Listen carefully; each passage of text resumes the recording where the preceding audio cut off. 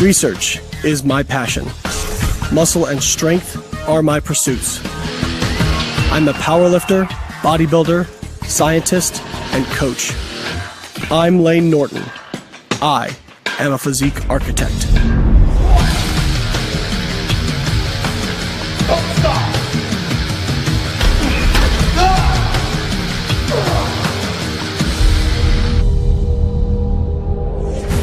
Bench press is one of the most important upper body exercises. This makes it crucial for overall development and strength. A lot of people think about it as just a chest movement, but it incorporates the pectorals, the triceps, the shoulders, and even the back when done correctly. But when it's done wrong, the results can be disastrous. 7 years ago, I tore my right pectoral bench pressing incorrectly. But over time, I learned to incorporate more muscle groups and focus on the movement itself. Not only did it become more safe, but my results were better. In this video, I'm going to teach you things I learned from top technique experts like Ben Escrow, Dr. Mike Zordos, and Matt Gary to make my bench press more effective, safe, and fun. Before we actually get into talking about the nuts and bolts, I want to talk about something a lot of people don't really think about. That's equipment. Now, you don't need any equipment other than yourself to bench press, but there are certain things that can make your bench press more effective and safe. Not many people give much thought to footwear on a bench press, but your feet are what connect you to the ground and form your base. Now, footwear is a little bit of a personal preference, but you want something with a lot of grip. Personally, I like to use squat shoes. They have an elevated heel, which helps me get my foot flat on the floor and connect with it better. They also have really good grip on the bottom, and that helps keep my feet from sliding. But many people also use wrestling shoes and shoes like Chuck Taylor's. Another piece that really isn't equipment, but I find to be very useful, is chalk. By putting chalk on my back, it helps me stick to the bench better and form a more stable base to press from. The easiest way to apply chalk is to use a partner or lifting buddy. Have them chalk your back where your back contacts the bench. The most important piece of equipment I use on bench press is wrist wraps. If you're going to create the maximum amount of force, you want to be able to keep your wrist in a straight line. Wrist wraps give joint support, helping you keep your wrist in a straight line.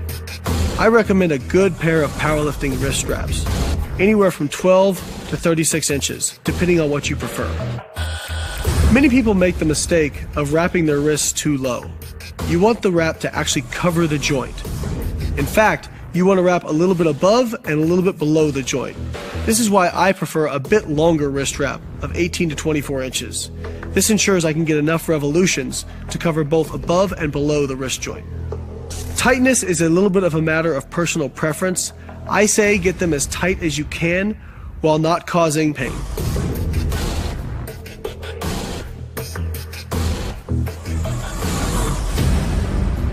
Now that we've covered equipment, let's talk about what actually makes the components of a good bench press. The first thing I want to talk about is foot placement. While not as crucial as on squat or deadlift, it still is important on bench press. It forms your connection to the ground and your base. I prefer to keep a flat foot on the ground. This ensures I get the best connection possible. I also like to keep my back tight and arched. To do that, I like to keep my feet back as far as I can while still keeping them flat. For everyone, this is going to be a different position, but you want to put them back, but not so far back that you can't keep them flat on the floor. The next thing I want to talk about is back position. As you lie down on the bench, you want to position your back in the appropriate position. For everyone, this may be a little bit different, but essentially what you want is to have your back in a position where you're not so far away from the bar that it becomes difficult to unrack, but you're not so far under it that you're likely to hit the pegs when you're pressing. I prefer to put the bar right around forehead height, and this will put my back connection with the bench just below where the bar sits on the rack. So now that we're in the proper position, I want to talk about back arch. Now, this tends to be a little bit of a controversial topic, especially amongst bodybuilders. Many bodybuilders don't think they should arch. They think that an arch is just a powerlifting move. But arching your lower back will help keep your spine neutral and protect it while you're pressing. It will also ensure your overall back can stay tighter. Now, if you're not concerned about powerlifting, maybe you don't need to arch as much as powerlifters, but you should still keep a slight arch in your lower back. If you're a powerlifter, then you want to arch as much as you possibly can to minimize the distance the bar has to travel.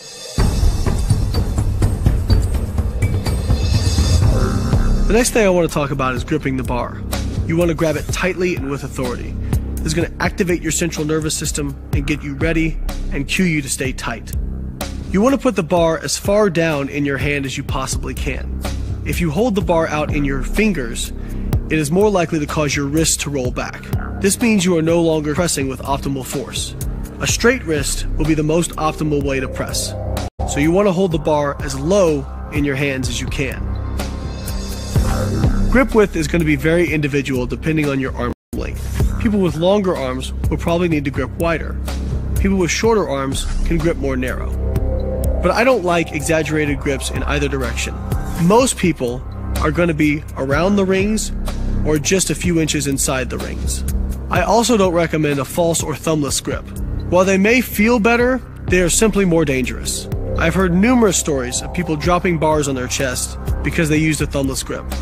Wrap your thumb around the bar and bench press more safely.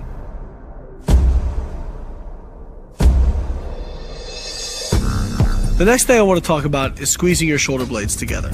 Squeezing your shoulder blades together will allow you to stay tighter. It also protects the shoulders. What I mean by squeezing shoulder blades together is think about if you had a grape in between your shoulder blades. You want to squeeze so tight that you crush that grape. Just like on squat, we want to breathe to create the maximum amount of intraperitoneal pressure so we can brace more effectively and move more weight. Before you begin the movement, you want to take in a deep breath, unrack the bar, blow that breath out, and take in another new deep breath before you start your first rep. Then you want to hold it and blow out forcefully as you lock out the weight. This will enable you to use more weight more effectively. One step that gets overlooked is unracking the bar. Just like on squat, we want to do this as efficiently as possible and not waste energy. The way I like to think about unracking the bar is not to lift the bar off the uprights, but I want to think about driving my back against the bench so hard that the bar just comes off.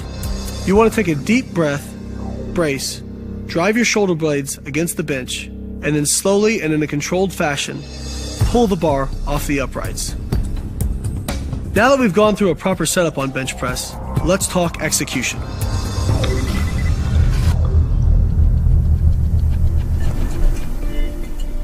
After you've unracked the bar and you're ready to start your first rep, you want to take in a big breath and brace your abdominal wall just like you would on squat or deadlift. Once you're braced, to initiate lowering the bar, think about trying to bend the bar into a U. This will enable the bar to lower naturally in a good position with your elbows tucked. By thinking about bending the bar, you're going to naturally engage your lats and tuck your elbows. We don't want to flare our elbows excessively on bench press. Tucking your elbows ensures that you'll engage your lats and press in a more safe and efficient manner. Another cue that may work is to protect your armpits. Where you touch the bar on your body is very important, and it's going to be very different depending on how long your arms are and where you grip. One of the most important things for an efficient bench press is to keep your forearm at 90 degrees to the ground. If it moves in either direction, you're going to be losing energy transfer as you press up with the bar. Somebody who has long arms and grips narrow is going to have to touch very low on their body. If somebody has very short arms and grip very wide, they could touch very high and still keep their forearm at 90 degrees to the ground. But as we discussed, I don't recommend extreme grips in either direction. For most people, they're going to hit anywhere from their top ab to their nipple line. Once you've touched the bar to your chest, you want to initiate the upward movement by tightening your glutes and driving your legs in the ground. This may seem like a strange cue, but just like on squat and deadlift, using leg drive is going to enable you to use more weight and stay tighter. Now on bench press, because our feet are not directly under the bar, it's not as important as it is on squats and deadlifts, but we're still trying to get every little bit of efficiency that we can out of our movement. As you start to press up, you want to think about throwing the bar back as you start the lockout process. Remember, we're pressing the bar in an upside down J path. Ideally, we'd have a completely straight bar path, but with most people on bench press, that's not going to be possible. If they do, the bar ends up too far away from you as you lock out and creates extra torque on your shoulders. Now that we've talked about how to do a proper bench press, let's talk about some of the most common mistakes I see when people do the movement. Probably the most common mistake I see is people bouncing the bar off their chest. Not only is this dangerous because of the force you create on your sternum, but it's almost impossible to stay tight and controlled when you're bouncing the bar off your chest. And if you're bouncing it, are you really moving the weight? Another mistake is people don't breathe properly and brace properly. If you're not taking in a big breath before you start and bracing your abdominal wall correctly, it's going to be less safe and you're not going to be able to stay as tight and use as much weight. Another one of the most common mistakes I see is people flaring their elbows. Many people flare their elbows out because they believe this will lead to more chest recruitment.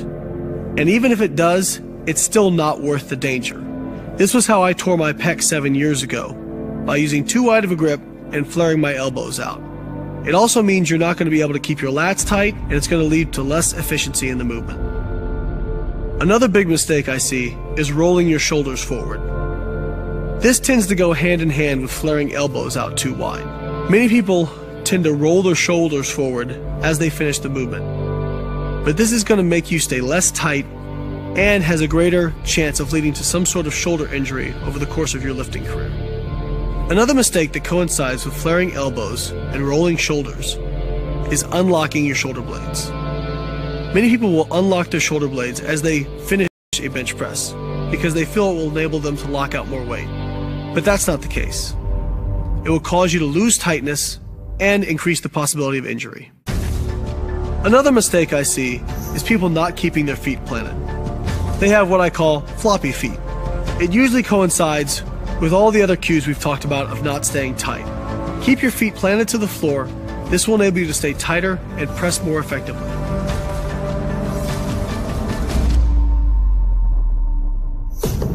Now you have the tools to bench press effectively and safely. Remember, lifting weights is a skill, just like any other sport, and the more times you do it, the better you will get at that skill. Start out with lightweight, work on your form, build it up over time. Now I know it's a lot to remember. There's a lot of cues when it comes to bench press. So go back and watch this video over and over until it makes more sense. You may pick up more things every time you watch it. Also, I've broken everything down in detail in this article at bodybuilding.com. For more articles and videos from me and other great contributors, keep coming back to bodybuilding.com.